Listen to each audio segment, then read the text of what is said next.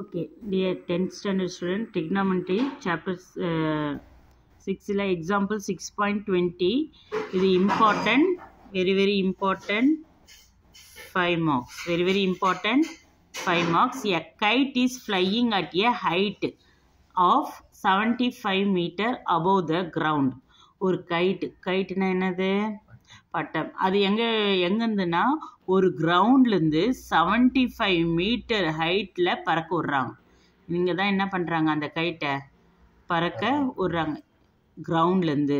Bar, a kite is flying at a height வந்து 75 metre above the ground. Above the கிரவுண்டுனா இந்த கிரவுண்டுக்கு மேலே 75 மீட்டருக்கு அபோவில் பறக்க விட்றாங்க. த string attached to the kite is temporarily laid to a point on the ground. The inclination of the string with the ground is 60 degree. அப்போ find the length of the strings assuming that there is no slack in the strings. Okay, இப்போ என்ன சொல்றாங்கன்னா, இந்த string வந்து attach பண்ணிக்கிறாங்க to the kiteல, temporarily laid off a point on the ground. Inclination of the string with the ground is 60 degree. Listen, இப்போ இது 75 metre இங்கே பறக்குதுன்னா, இப்போ நான் இங்கே நின்று இருப்பேன், என் தலைக்கு மேலே பறக்கும் கிடையாது. நான் இங்கே நின்று நான் விட்டாதான் இங்கே இந்த ஹைட்டை நம்ம சொல்ல முடியும். கரெக்டா?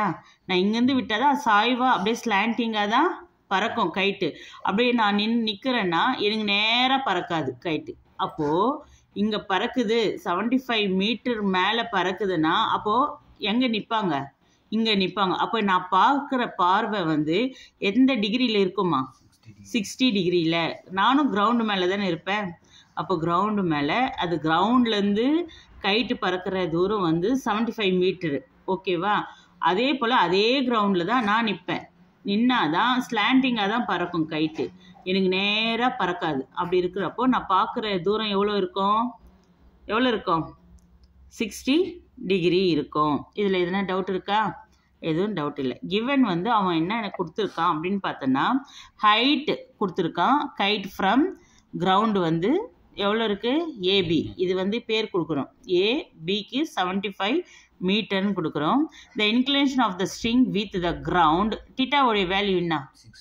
60 டிகிரி. டீட்டாவுடைய value 60 degree. அப்போ அவன் கேட்குற கொஸ்டின் என்ன கேட்டிருக்கான்னா, find the length of the string. அப்போ இந்த ஸ்ட்ரிங், அந்த லென்த் ஆஃப் த ஸ்ட்ரிங்னா அந்த நம்ம விடுற கயிறு, அந்த லென்த்து தான் அவன் கேட்குறான். அந்த லென்த்து தான் அவன் கேட்குறான். அப்போ அது எல்லுன்னு வைக்கிறோம். ஏசி லென்த்துனால எல் வைக்கிறோம், அது ஏசி.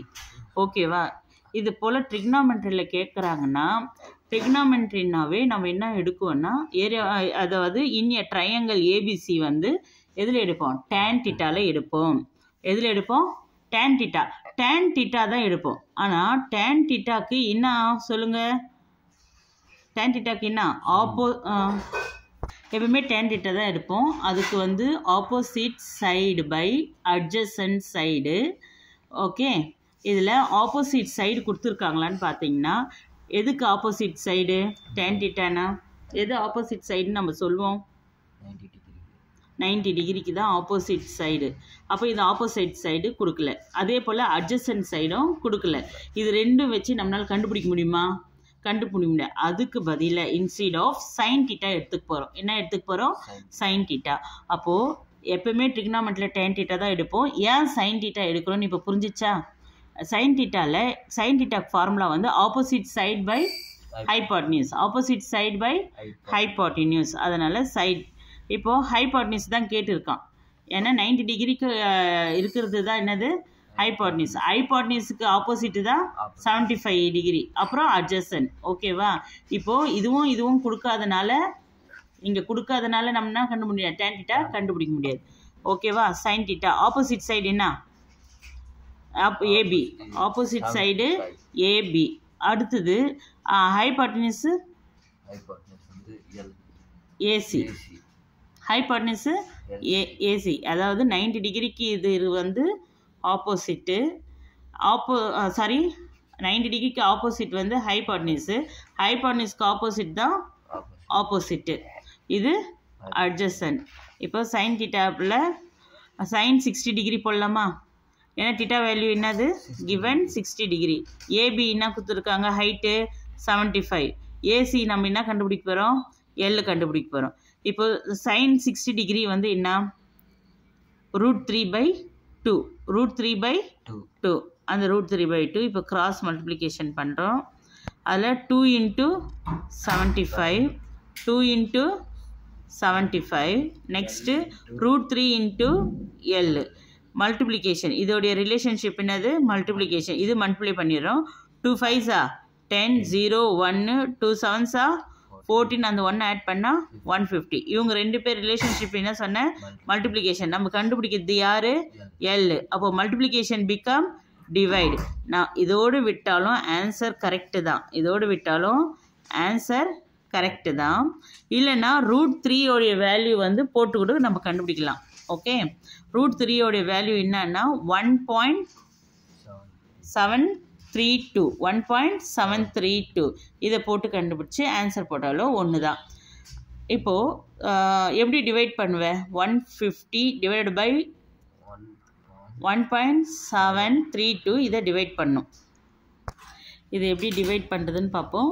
இங்கே பாருங்கள், 150 டிவைடட் பை 1.732.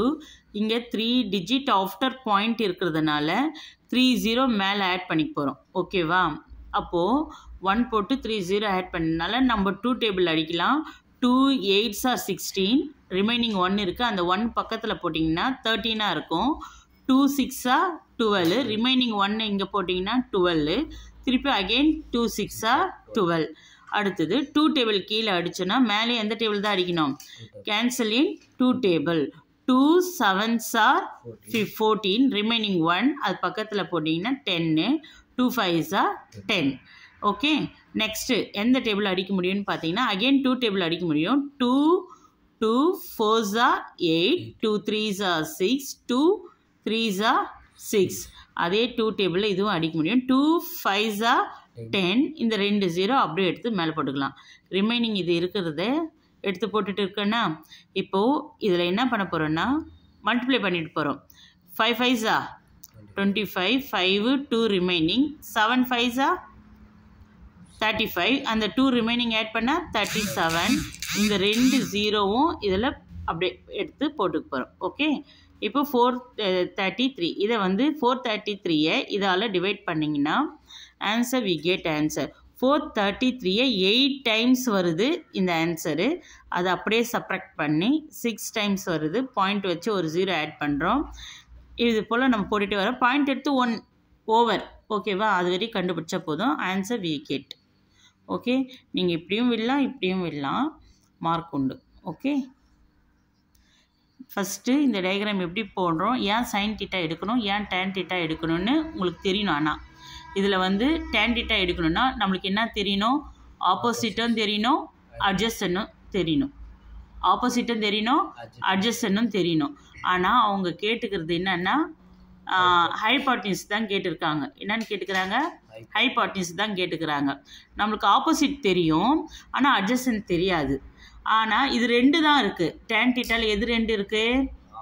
ஆப்போசிட்டும் அட்ஜஸ்டன்னும் தான் இருக்குது. ஆனால் ஹைபாட்னிஸ் இல்லை. ஹைபாட்னிஸ் எதில் வருது? சைன் தீட்டாவில் வருது. அதனால் ஆப்போசிட் டிவைட் பை அவங்க கொடுத்துக்கிறது ஆப்போசிட்டு டிவைட் பை ஹைபாட்னிஸ் கண்டுபிடிக்கிறதுனால நம்ம சைன் தீட்டா எடுத்துக்கிறோம். Okay, thank you.